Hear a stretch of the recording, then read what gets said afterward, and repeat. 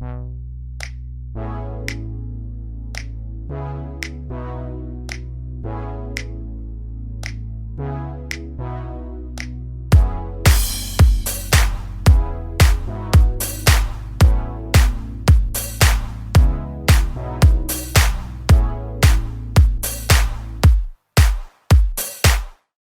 guys! Welcome back. Happy Black History Month! Today we thought we would celebrate and highlight Black History Month by talking about the first Black students to attend the University of Mississippi and Mississippi State University, and they were James Meredith and Richard Holmes.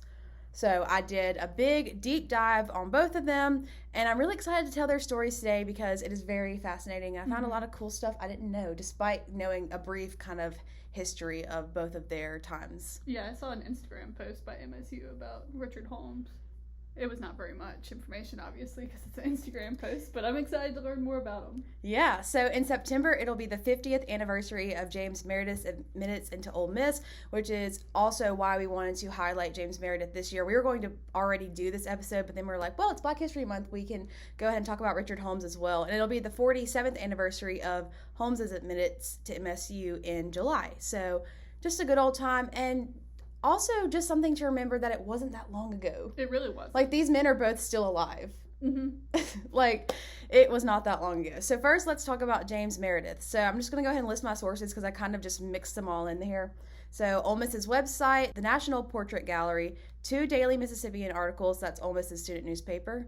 One is a gallery by Billy Schwerman, and the other is an article by Kimberly Russell, and also Wikipedia. Again, don't hate on Wikipedia. This information was fact-checked on other sites, so it's not just like random stuff that was made up. All right, so first from Ole Miss's website, James Meredith was born in Kosciuszko, Mississippi in 1933, and he was raised in Attala County on an 84-acre farm owned by his family.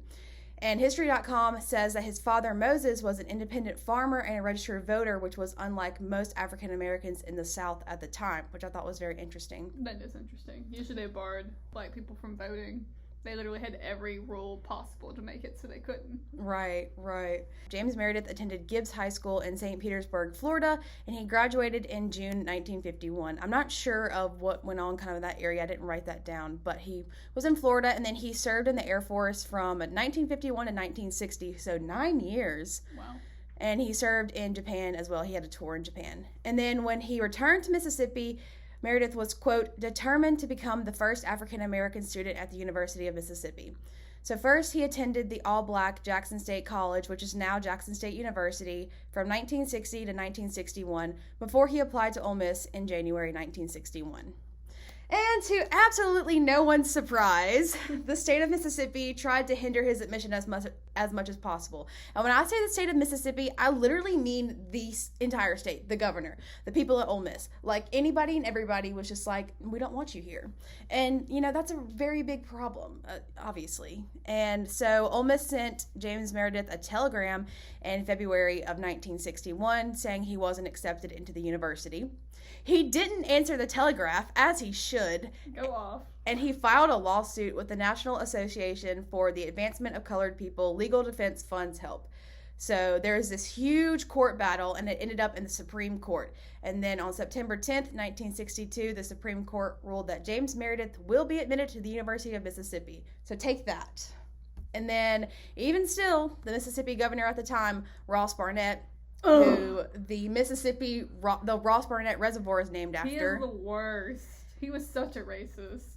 So terrible. Yeah. I don't really know why they haven't looked into changing the name for Literally. the reservoir at this point. No, I was thinking that when I was doing this. I was like, that is... We've had so many good Mississippians. Why do we have him? The James Meredith Reservoir. I know, honestly. We've had so many good Mississippians, and you choose a racist? I know, who honestly just didn't do that much. Go back and listen to our episode, The Sip, and come up with some names from there. Yes. Or honestly. Richard Holmes or James Meredith. There you go. There's easy one. Yes. Very easy. All right, so like I said, Ross Barnett, he tried to keep Meredith out of Ole Miss by becoming the university registrar and denying his admission. So he literally just pulled a big man in charge on him and was like, I want to be the university registrar and ban this man from entering. That is the, like, craziest I thing. just don't understand how people can think like that. It's so crazy to me. It makes no sense. It is so sad, too. And so many people are still alive from that generation, I know. too. And that's what, so annoying. Mm-mm-mm. So confusing, too. Right.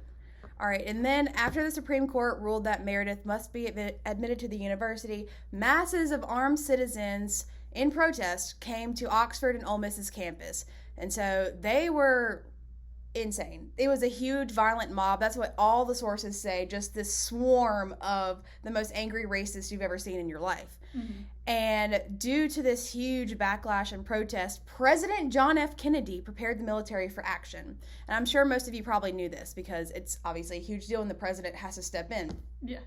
So, racist governor, and the president's like, F you, we're going to get this man in the university. Yeah. All right, and then on September 30th, 1962, the Deputy General and a group of U.S. Marshals guarded Meredith as he went to his dorm.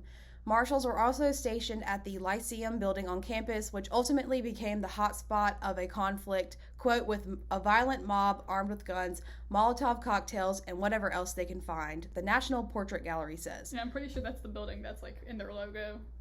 That building is. Yeah. That doesn't surprise me. I think they have a lot of protests in that area. I think that's, like, their protest ground. Oh, yeah, like our drill field is like our protest thing. I think that might be. So the marshals, and they were accompanied by the Mississippi National Guard, who arrived later, fought the violent mob from September 30th to October 2nd. 166 marshals and 48 soldiers were injured, and 2 civilians were killed. And then about 300 citizens were taken prisoner by marshals and federal troops, which intrigued me a lot, but I didn't do a deep dive on that. I'm sorry. And then maybe I'll do that one day. But anyway, after the battle was over, the military remained in Oxford for 10 months. So 10 months. Good Lord. Yeah. This wasn't just a little 3-day battle and then, okay, everything's fine now, racism is cured. No. They guarded him, Meredith, 24/7, and Meredith was persistently verbally harassed by some of the students. Actually, most of the students, I think. And then James Meredith graduated from the University of Mississippi on August 18th, 1963, with a degree in political science. His dream had come true. He was the first black student to attend and graduate from the University of Mississippi. So the Daily Mississippian interviewed James Meredith a few years back for a black alumni type of event that was going on. And they reported on why James Meredith was eager to attend Ole Miss. And Meredith said, quote, "I had observed in Mississippi that people that went to Ole Miss and went back to their community always dominated everything. And I noticed particularly that was not happening with the blacks who went to school." So he just wanted to set himself up for success. He saw that Ole Miss grads were successful, and he was like, that should be me. So get it, man. Like, go after what you want. Yes. Achieve your dreams.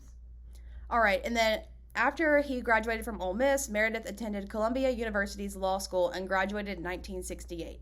So, very smart, very smart. And then in 1966, so this is kind of, the years are going to get kind of muddled, but it's just because I'm trying to, like, keep the school in order and then keep the other events in order. Apologies. So in 1966, James Meredith led the 213-mile March Against Fear from Memphis to Jackson in protest of the violence that African Americans endured after the Voting Rights Act of 1965 was passed.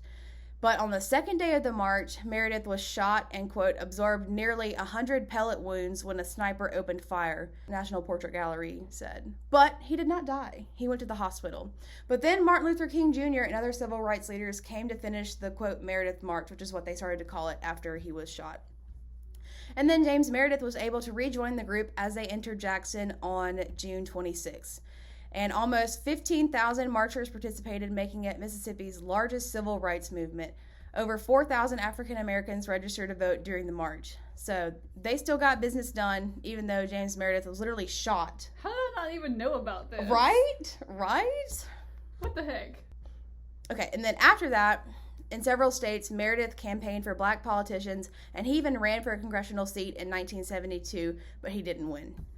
And then he became part of the, quote, arch-conservative North Carolina Senator Jesse Helms' staff in 1989. He also led the Black Man's March to Liberty in 1996. He authored multiple pieces of work, and two of his most notable are 3 Years in Mississippi, which talks about his time at Ole Miss, and A Mission from God, a memoir and challenge for America. And Ole Miss's student newspaper, the Daily Mississippian, has a portrait gallery of James Meredith on his website. I really recommend checking that out. It's pictures of him from, I think, 2019, and it's really wholesome to see him like come back to campus and just talk about these things. And so he was interviewed when he was 86 in 2019, and the Daily Mississippian said that he and his wife still traveled the world with his family.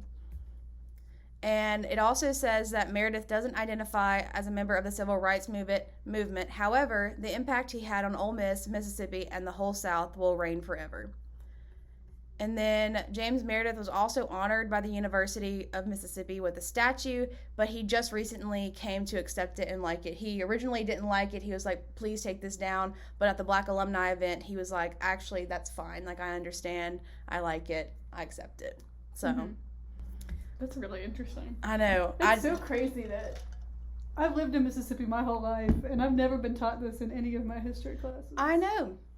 I knew James Meredith was the first black student to attend. That's all I knew, though. Yeah. I didn't know anything after that. Yeah. I knew there was this big, like, deal with it, obviously, and I knew that there was a lot of backlash, but I didn't know all the detail. Mm-hmm. I didn't know that he was shot and then survived by a sniper. Right.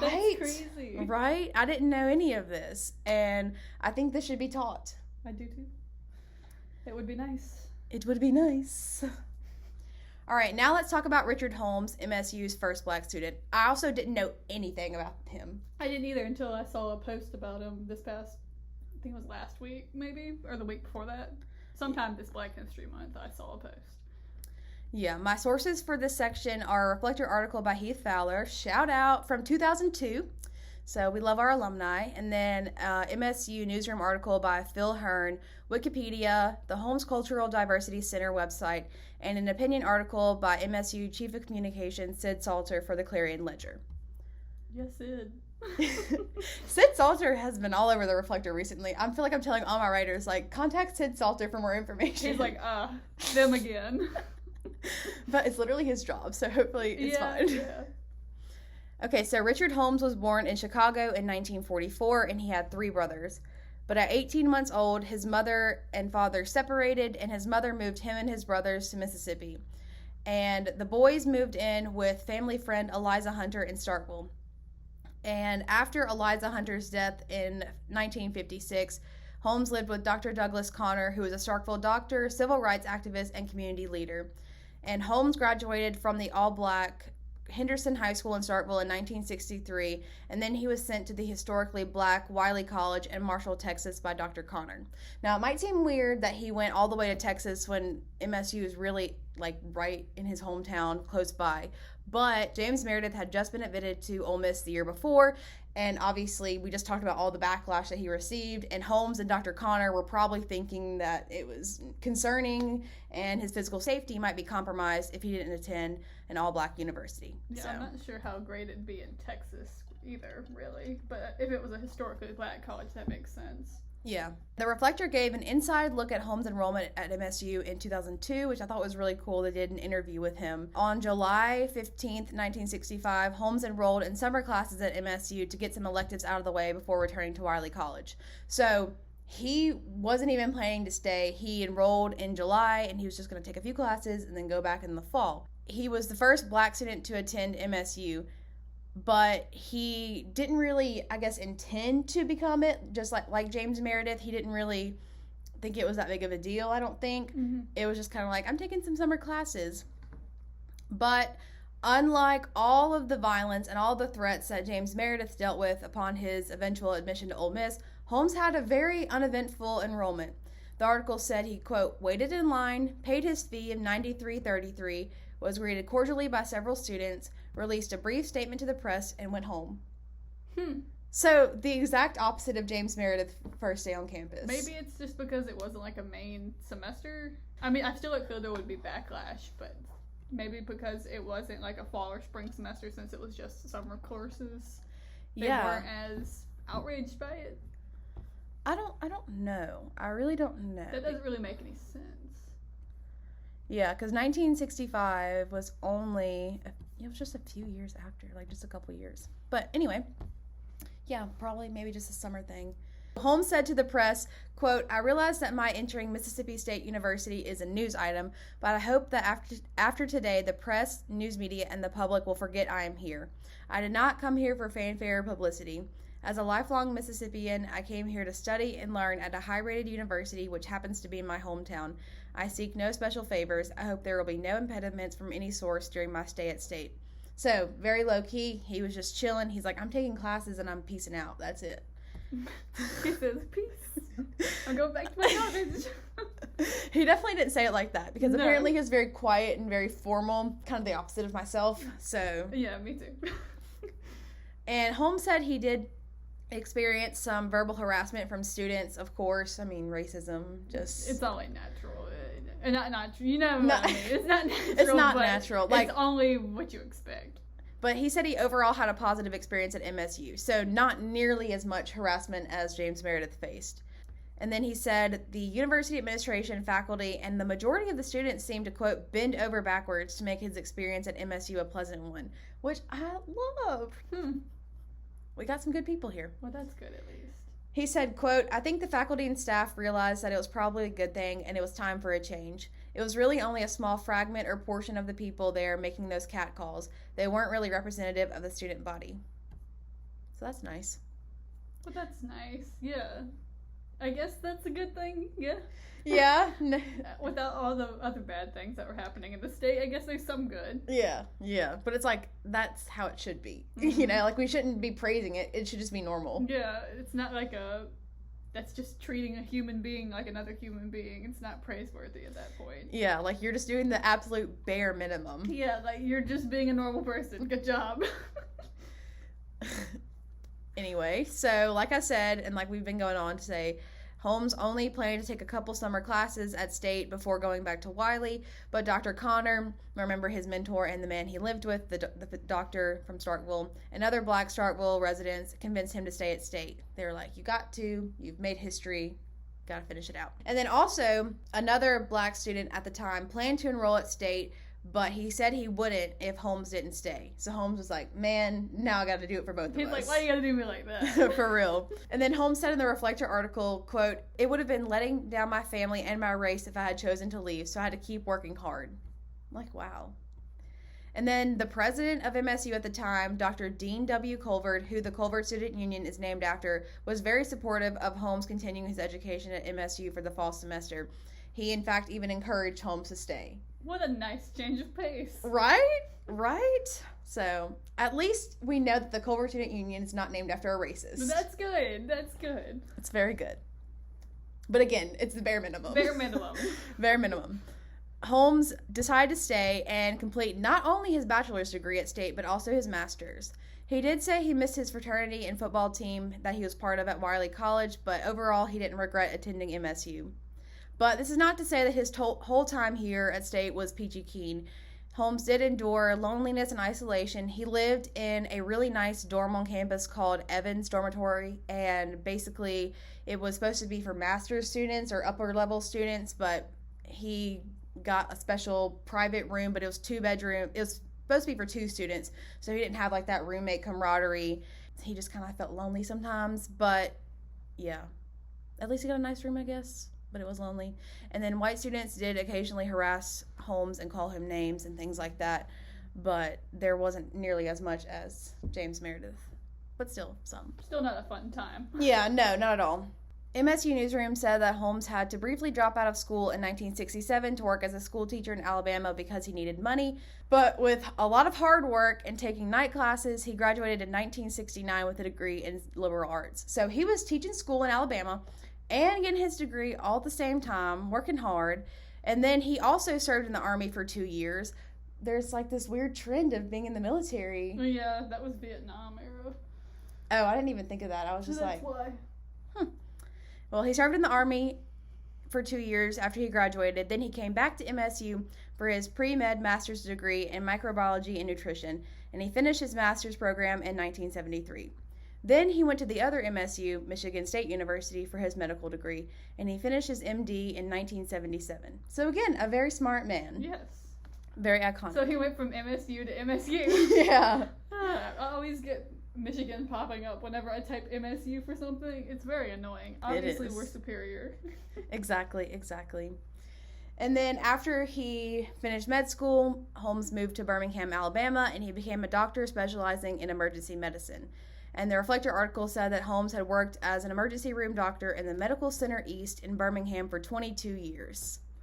But then Mississippi State called Holmes back to be a doctor at the Longitudinal Health Center in 2003. Holmes was 59 then. So 2003 really puts it into perspective because I was born in 2001. So it's literally like this is not that long ago at all. But he came back to MSU. He was a doctor here. And his Wikipedia says that he quickly became a valuable and popular staff member. And in 1991, so jumping back a few years, MSU, Mississippi State, named the Holmes Cultural Diversity Center after Richard Holmes for his achievements at MSU and his medical career. Holmes and his wife also funded a minority scholarship and named after Richard Holmes. And Richard Holmes is 78 today. He still resides in Columbus, Mississippi, where he and his wife moved in 2003. I'm not sure what he's doing now, but in a 2015 Clarion Ledger article by Sid Salter, it said that Holmes returned to MSU quite often at the time to interact with current students. I haven't really heard of him coming over here now, but he's within 25 miles, so yeah. That's all for the main section of our episode today. I don't know why I'm having a struggle for words. I'm just like... it happens. Sometimes I start a sentence and I don't even know where it's going to go. But, yeah, so that was our little deep dive on some icons at Ole Miss and MSU. It's been really fascinating to learn all of this information, and it's made me want to do even more deep dives on parts of Black history. So throughout the year, we're going to definitely sprinkle in some more historical stuff like this because I thought it was very cool. Now it's time for story updates. Yay! We only really have one, just a mask mandate update. So Delta State University only requires masks at their health center, so they must have a really low percentage of cases. And Ole Miss has the same mask policy as MSU, only mask in classrooms. So it seems, things are winding down a little bit, but, we're in that chill little period before another surge, I think. So that's what Twitter's been saying. Don't speak it into existence, Heather. Well, now time for the ones that got away. The ones that got away. Yes. Or what didn't make the paper this week. I'm sure if you've been on campus, you know that on Lee Boulevard, there's now the stoplights that have been put up. I'm so sad because they just took them down the other year. I think my freshman year, 2 years ago, and made it a 3-way stop. But now they made Bulldog Way, that road that comes in, the 4th road. So they put up the red lights, and Bulldog Way connects East Lee to Blackjack. I mean, that might help with, traffic flow, right, though? Because you don't always have to stop. Yeah, but it does not help if you're running late like I am. That's fair. Because at that 4-way stop, you can just go. Even if you're the first person in line at a red light, you can't go, obviously. I mean, no. Straight. So, anyway, for those of us that run late, it's not ideal. It's not ideal. And, yeah, that was the one that got away. Man. Well, next up is Emma's Opinion Corner. Yay! So...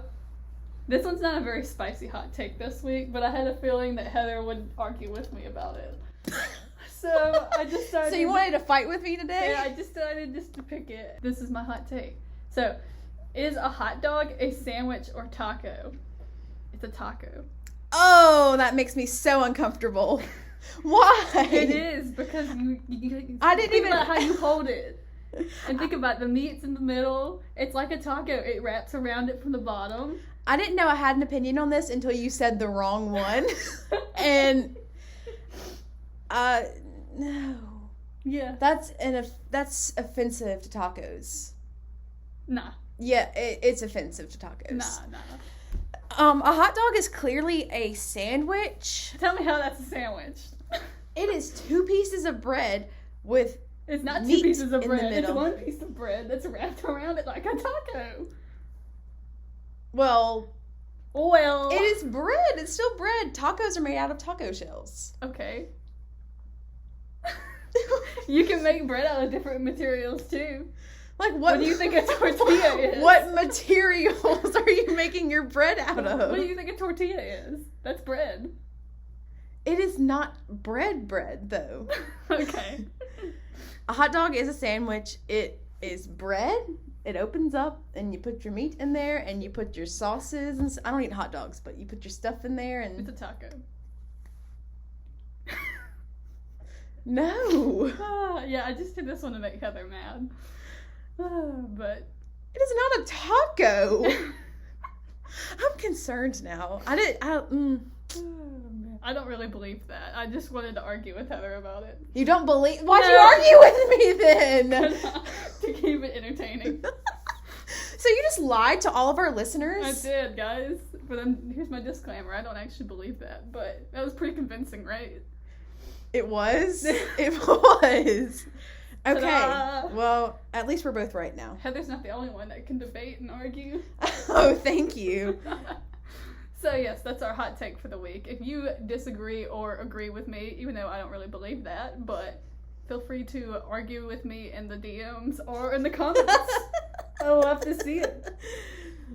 Alright, so my film review for the week. Gotta roll up the sleeves.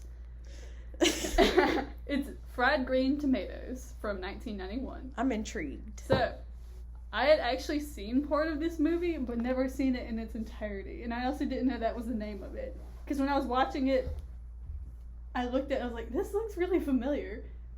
And I guess my mom watches a lot of movies just sitting in our living room. She's constantly just like flipping through movie channels and putting stuff on. So I guess I just happened to watch it part way, but didn't finish it. So I actually watched the entirety of it. And that was last weekend. So it's based on the 1987 novel Fried Green Tomatoes at the Whistle Stop Cafe. There used to be a restaurant in my hometown called the Whistle Stop Cafe. Do you think it's based off that? Probably. I live in a very small southern town. That would probably be it. Yeah, this was based in Alabama, so small town in Alabama. It closed a long sense. time ago, though. That makes sense. Well, this one closed too. It's only natural. So this was directed by a guy named John Avnet. That's a big word for Emma. He also produced the movies The Mighty Ducks, Risky Business, Black Swan, and Up Close and Personal. It stars Kathy Bates, what a queen. I don't know if y'all have seen much with her, but she was in Titanic as one of the rich ladies that said, "Turn around, we need to go get people." It's got great character description. Exactly, she was actually like a solid person. So she plays the protagonist in this movie. And it's got another people named Mary Stuart Masterson, Jessica Tandy, Mary Louise Parker, and Cicely Tyson. 2 Marys. So, yeah, those are double names too, which is I kind of know. funny. So, the plot. On one of trapped housewife Evelyn Couch's, which is Kathy Bates, Wednesday nursing home visits, she encounters Ninny Threadgood, played by Jessica Tandy, who is a colorful old woman who brightens Evelyn's outlook by sharing tales from her past. Who chose these names? I don't know. As Ninny recounted the exploit, I'm assuming the author of the book. As she recounts the exploits of her free-spirited sister-in-law, I can't get over that, I'm sorry. Owner of a small Alabama cafe in the 1920s, and the bond that Iggy shared with her friend Ruth. Evelyn gains the confidence to change her life for the better because of these stories and just kind of gets to find a friend in the process. Okay. So it was actually filmed in Juliet, Georgia, not Alabama, but still the South, which is kind of cool. And it was just a really interesting film. I liked that they didn't have just a straightforward timeline. It did a lot of flashbacks and stuff, and it jumped around from the present to the past. And it was just very good. Very, very good. It was definitely not a feel-good one, I would say, but you do enjoy it.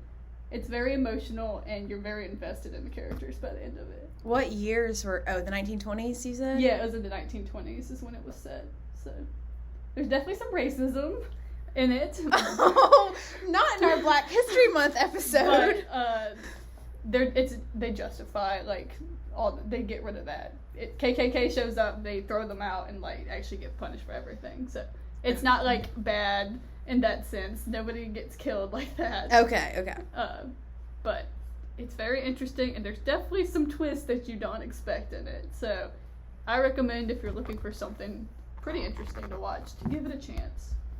So I have speaking of interesting, in the movie, one of the actual main characters, the story within the story, the main character of the story within the story. The B plot? Yes, the B plot. Come on, Emma, you're supposed to be a movie reviewer, and I said that. It actually is a B plot. This is about bumblebees. Wow. So she was called the bee charmer. So there was a scene in the movie where Iggy goes over and she sticks her hand in a beehive, breaks off a piece of the honeycomb, puts it in a jar, and brings it back to her friend Ruth. And apparently that was actually real. She did that, no stunt double. Wow. They put a little pheromone thing on her of a queen bee, and so she walked over there and she stuck her hand in there. And she not once, but multiple times she did this. Have you seen that lady on TikTok? She's like that beekeeper in Texas, and she can do that. I have not. But they sense fear, so if you're not afraid, then it's fine. How do you just, like, tell yourself to not be... Like, even if I'm not afraid, I feel like there's some sort of, like... Well, she had some benefits with the pheromone being on her. They're already naturally attracted to her because of that. It's like pheromones. Yeah, it's like, woohoo, the queen. And so Southern Living did kind of an interview with her after an anniversary for it. I can't remember how many years it had been, but... A classic magazine. Yeah, they interviewed her for this, and she said, I was effectively a giant bee magnet. It was a relatively closed set that day, obviously. You don't want to get a bunch of people stung by bees. And just, like, in the way for that. And so it was just Masterson, the director of photography, a driver, and the bee guy, quote, quote. Oh, and lots of bees, of course. So she says, I was just supposed to walk over and get the honeycomb and bring it back to the camera. We did what's called a series where you don't cut. You just keep rolling and you set it back to one and do it again. So I did that 3 times, and by the 3rd time I was so covered in bees I couldn't even see. It looked silly, like the bearded lady with the bee beard. The director called cut, and the bee expert wafted Masterson with a thing of smoke, and she was able to walk away. And she would change her shirt in a car, drive away, and then like come back again so the bees wouldn't be on her. I didn't realize the bees were all over her. Yes. They crawled over her. Like, she goes over there, and then they crawl all on her. Ugh. Yeah. So that's crazy. That is crazy. You know what else is crazy? Yeah. Our crazy story of the week. Wow. So, I'm sure you guys all know about the crazy weather we had last Thursday. It was supposed to be really bad here in Starkville, but it was more of just a big old rainstorm. It was very windy, though. I was about to say, there was a lot of wind, though. I remember whenever I was in my car, I could feel it kind of like pushing the car, and that's never a fun time. Nope. And there's a lot of flooding. And even today, Monday, it's been very, very rainy and very floody, I guess. I don't know exactly. Floody. I don't know if there's exactly been floods, but I've seen a lot of giant pools of water. Mm-hmm. So, according to the Associated Press for U.S. News, over the weekend, 2 people were injured after a drugstore wall collapsed in Macon, Mississippi. And I don't know if you guys saw this, but I saw it on Facebook maybe or something. But there was enough wind damage and stuff like that that a drugstore basically just collapsed. And the Macon police chief, Devine Beck, said the people were in the drugstore Thursday at about 5 p.m. when the wall caved in, according to WCBI.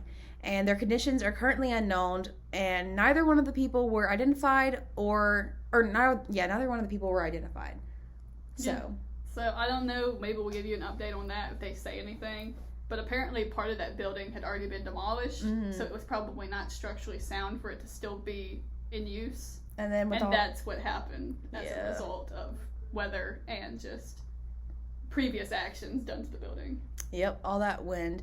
I didn't really hear about other things that were too bad with the storm last week, so hopefully that was one of the few instances. And hopefully they're okay. I hope so. But we don't know who they are and if they're okay. Yeah, we'll let you know if we find out any more. But on that note, that's all, folks. Thanks for tuning in. Yes, make sure you rate, review, and subscribe if you were enjoying the podcast. Or if you're not, I guess you can give us a... You can also say, y'all suck. You need to stop talking.